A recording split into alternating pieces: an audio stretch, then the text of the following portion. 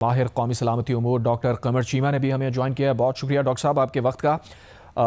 एक बिल्डअप बन रहा था, ज़ाहिर है पाकिस्तान के अंदर मुख्तलिफ नौयत की दहशत गर्दाना हमले होते रहे हैं और अभी ये जो इतलात आ रही हैं कि अफ़गानिस्तान के 2 सूबों के अंदर हमला हुआ है।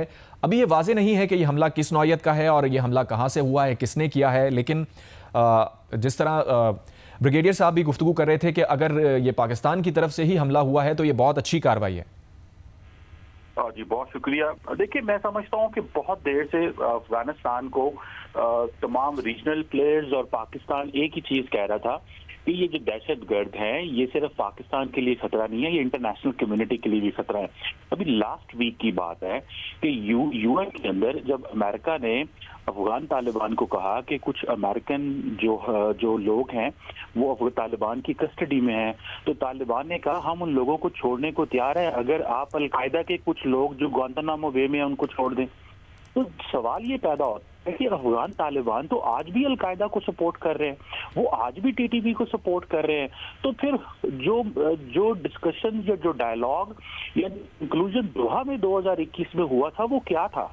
मतलब अब यूएन के अंदर बैठ के अमेरिका के साथ मुज़ाकरात करते हुए आज भी अलकायदा के जो लोग हैं उनको अफगान तालिबान डिमांड कर रहे हैं और वो उस अलकायदा के बंदे की डिमांड अमेरिका से की जा रही है जो कोरियर सर्विस देता रहा है उसामा बिन लादेन को।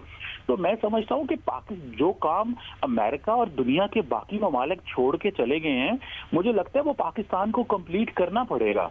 और वो ये काम है कि देखिए हमारे यहाँ तो देखिए हमारे तो कल भी शहादत हुई है, हमारे ऑफिसर शहीद हुए हैं, हमारे जवान रोजाना शहीद हो रहे हैं और असला वो है जो अफगानिस्तान में रह गया, दहशतगर्द वो हैं जो वहां बैठे हुए हैं। हमारे वो आए हैं, उन्होंने सुइसाइड मिले होते हैं, उनके ताने बाने वहां पे मिलते हैं। गुल बहादुर ग्रुप, बाकी ग्रुप्स वहां सारे बैठे हुए हैं। और ये जो डिमांड पाकिस्तान कर रहा है, ये डिमांड ईरान भी कर रहा है, ये चाइना की भी डिमांड है, ये रशिया की भी डिमांड है। ये कोई पाकिस्तान अकेले की डिमांड नहीं है, ये डिमांड तो ताजिकिस्तान की भी डिमांड है। ये पूरा खित्ता एक ही चीज डिमांड कर रहा है। हम ये समझते हैं कि इंटरनेशनल कम्युनिटी जो है वो एक जो हाफ हार्टेडली चीजें यहाँ से छोड़ के चले गए हैं। दहशतगर्द वहां पे बैठे हुए हैं, अलकायदा को वो पनाह भी दे रहे हैं, अलकायदा के दहशतगर्दों को डिमांड भी कर रहे हैं वो अमेरिका से और यूएन से।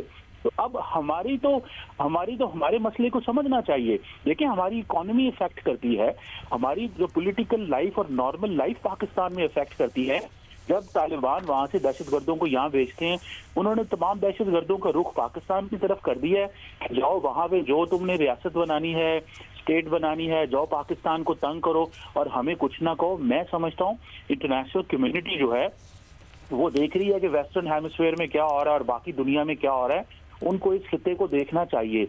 आज अफगानिस्तान उतना ही खतरनाक है जितना 2002 में था, जितना जब अमेरिका ने और इत्तेहादी फौजों ने अफगानिस्तान पे हमला किया था कि यहाँ पे अलकायदा और दहशतगर्द जमाते हैं। आज अफगानिस्तान उतना ही खतरनाक है। अफगानिस्तान के डेंजरस होने में या वो कोई कमी नहीं आई, लेकिन दुनिया जो है अब वो इंगेज करना चाहती है कि हम बेसिकली तो ये आप रैंसम देते हैं अफगान तालिबान को। ये दुनिया के जो ममालिक भी इनसे डील कर रहे हैं वो तो इनसे भत्ता दे रहे हैं इनको, वो तो इनको कहते हैं ठीक है जी हम आपको ये आपकी ह्यूमैनिटेरियन सपोर्ट कर देते हैं, ये आपके साथ थोड़ा कारोबार कर लेते हैं, तो आप ऐसे करें कि ये दहशतगर्द जमातों के रुख हमारी तरफ ना करें। तो मैं समझता हूं कि पाकिस्तान के पास कोई चॉइस नहीं है, हमें ये जंग लड़नी पड़ेगी, हमें इन लोगों को एलिमिनेट करना पड़ेगा और आखिरी दहशतगर्द तक। ये अफगान तालिबान को इस चीज की समझ होनी चाहिए कि अफगानिस्तान में आखिरी दहशतगर्द तक पाकिस्तान जो है वो अपनी कार्रवाई जारी रखनी चाहिए। उसकी वजह ये है कि देखिए ये सवाल ही पैदा नहीं होता कि किसी पाकिस्तानी की शहादत हो या किसी पाकिस्तानी को इसलिए शहीद कर दिया जाए, किसी फौजी को, किसी जवान को, किसी खातून को, किसी बच्चे को, किसी स्टूडेंट को इस वजह से शहीद कर दिया जाए कि अफगानिस्तान के अंदर जी उन्होंने दहशतगर्दों को पनाह देनी है। तो पाकिस्तान के लोग जो है ना, उनकी जिंदगी की कीमत सस्ती नहीं है, पाकिस्तानी फौजियों की जिंदगी सस्ती नहीं है, पाकिस्तानी माओ बहनों बेटियों की जिंदगियां जो है वो सस्ती नहीं है। पाकिस्तानी जो कौम है ये लड़ना जानती है।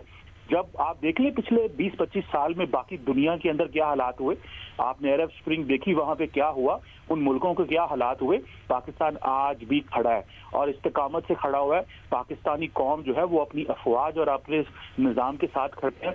सिर्फ एक चीज मैं समझता हूँ जिसको करने की जरूरत है।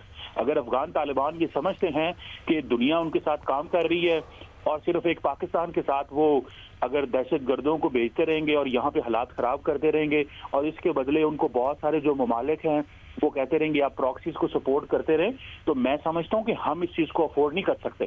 पाकिस्तान 250 मिलियन लोगों का मुल्क है, बड़ी इकोनॉमी है, दुनिया हमसे इंगेज करती है, हम एक ताकतवर मुल्क है, हमें अपनी सॉवरेनिटी और टेरिटोरियल इंटेग्रिटी को प्रोटेक्ट करना और इंटैक्ट करना हमें आता है और हमने पहले भी किया है। और भारत ने देखें क्या किया था, हमला किया सिर्फ अपने सियासी मकासद हासिल करने के लिए। तो हमने जो जवाब दिया उसको दुनिया की किताबों में आज पढ़ाया जा रहा है कि पाकिस्तान ने क्या किया। हम ना तो किसी को छेड़ते हैं, ना किसी को तंग करते हैं, ना किसी के ऊपर हमला करते हैं, ना किसी की सॉवरेनिटी के ऊपर बात करते हैं। लेकिन अफगान तालिबान को इस चीज को हमें अकाउंटेबल ठहराना है और इंटरनेशनल कम्युनिटी को हमारा साथ देना चाहिए। अगर इंटरनेशनल कम्युनिटी इनके ऊपर दोबारा सैंक्शंस नहीं लगाती तो पाकिस्तान को इसके ऊपर कोशिशें भी करनी चाहिए और जिस हद तक हम जो पिन पॉइंटेड स्ट्राइक जहां पे सिर्फ जो टेररिस्ट की हाइड आउट्स हैं, मैं समझता हूँ वो कंटिन्यू रहनी चाहिए। डॉक्टर साहब आप हमारे साथ ही मौजूद रहिए।